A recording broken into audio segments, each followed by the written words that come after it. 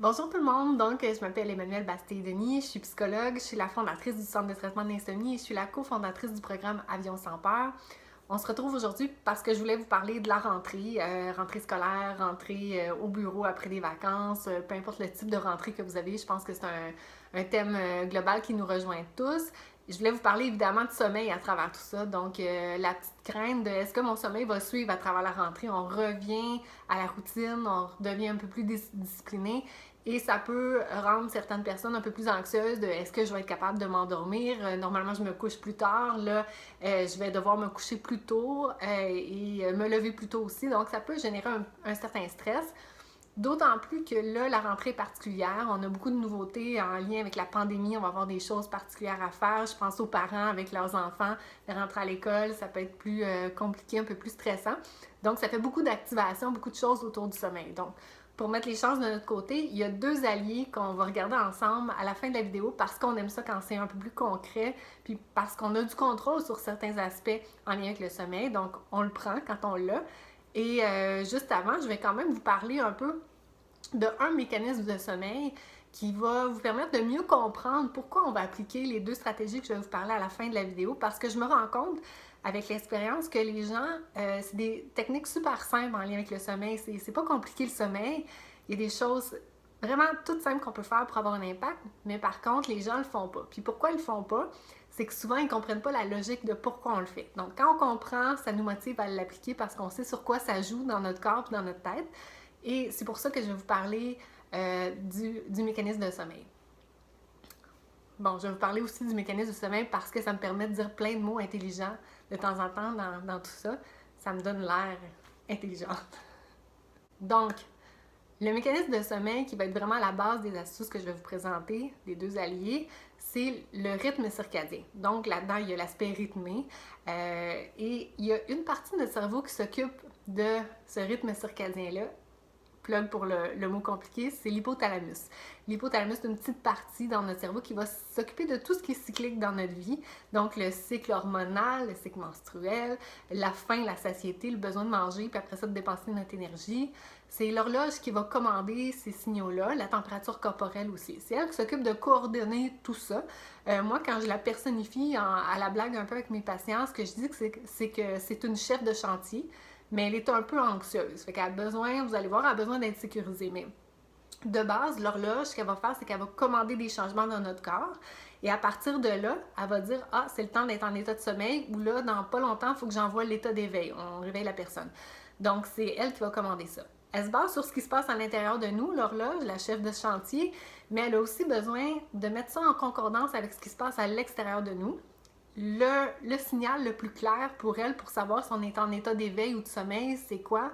Tout le monde ensemble devant votre écran, la clarté, l'obscurité. Donc la Terre tourne, il y a la clarté, l'obscurité et ça revient toujours.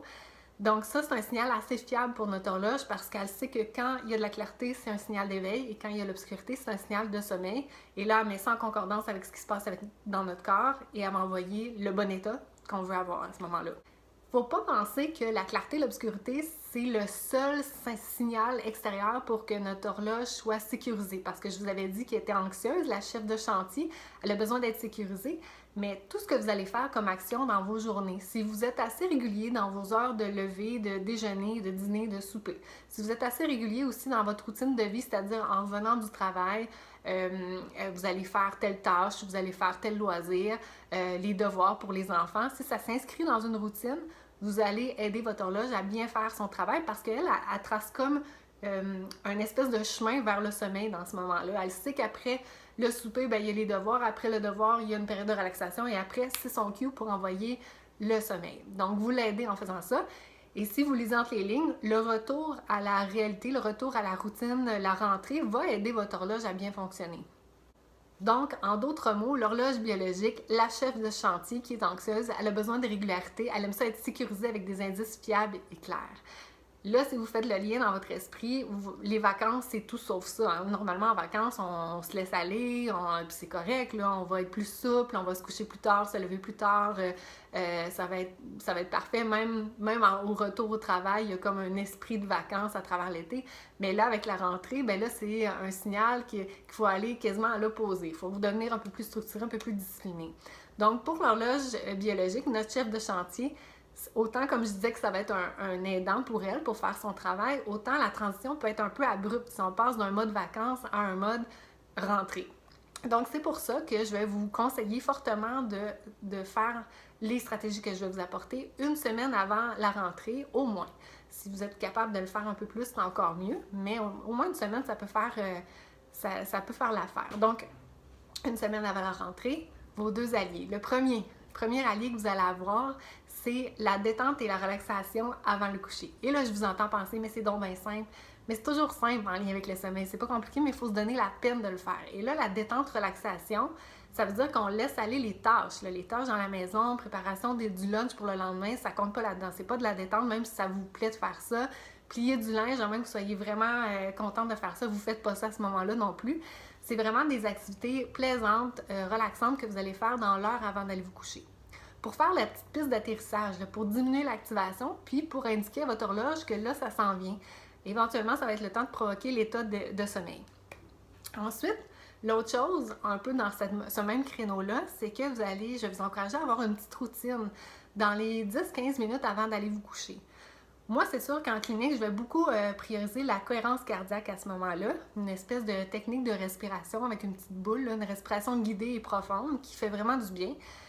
Ça pourrait être ça. Mais ce qu'on entend par routine, c'est 2-3 comportements que vous allez faire d'une façon assez systématique. Là. Vous pouvez devenir un petit peu toc là-dessus. Là. Vous pourriez être assez strict, assez rigoureux pour faire ces 3 mêmes comportements-là d'une façon assez régulière pour que votre horloge sache qu'après comportement 1, il y a le comportement 2, après le 2, il y a le 3, et après, c'est son signal pour envoyer l'état de sommeil.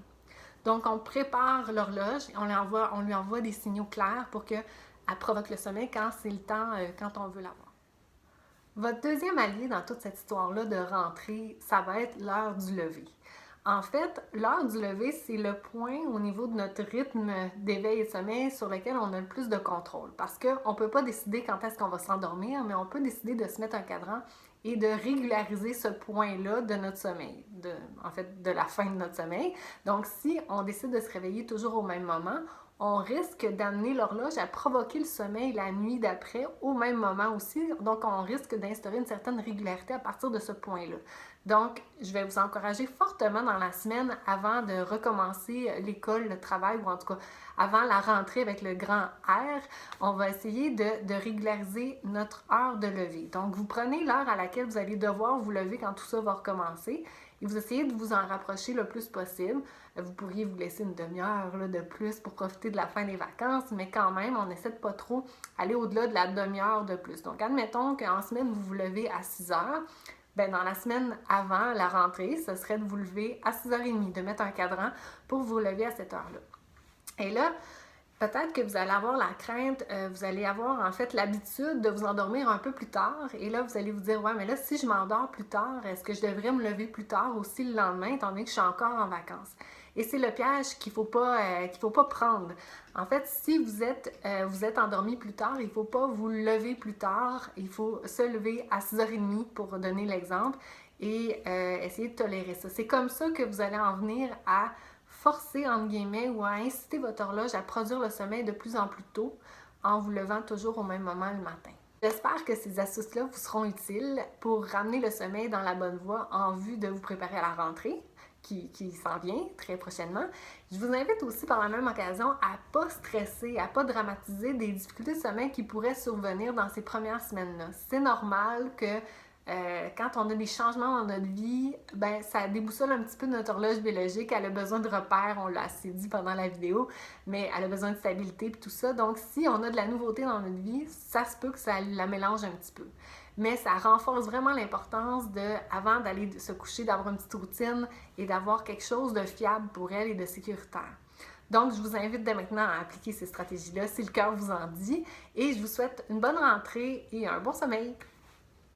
Ah oui, et si vous faites partie de ceux qui ont vraiment de la difficulté à se réveiller le matin, qui vont être des snoozers en série, j'ai découvert des cadrans vraiment très amusants, très originaux sur un site que je nommerai pas parce que j'ai pas le droit de m'associer à un site en particulier, mais ces cadrans-là, j'en ai un ici, je vais vous le montrer. c'est un cadran qui vous force à vous lever. Ce cadran-là, il se met à sonner et quand il se met à sonner, l'hélice comme ça, l'hélice comme ça se met à voler partout dans la pièce et vous devez l'attraper et la remettre dessus pour pouvoir éteindre le cadran. Essayez de ne pas vous réveiller avec ça, hein? C'est quand même... Puis il y en a même qui peuvent vous rouler dans la pièce, puis pour éteindre le cadran, vous devez rattraper le cadran et l'éteindre, évidemment. Donc, pour ceux qui ont de la difficulté à se lever, ça peut être assez rigolo, une idée comme ça.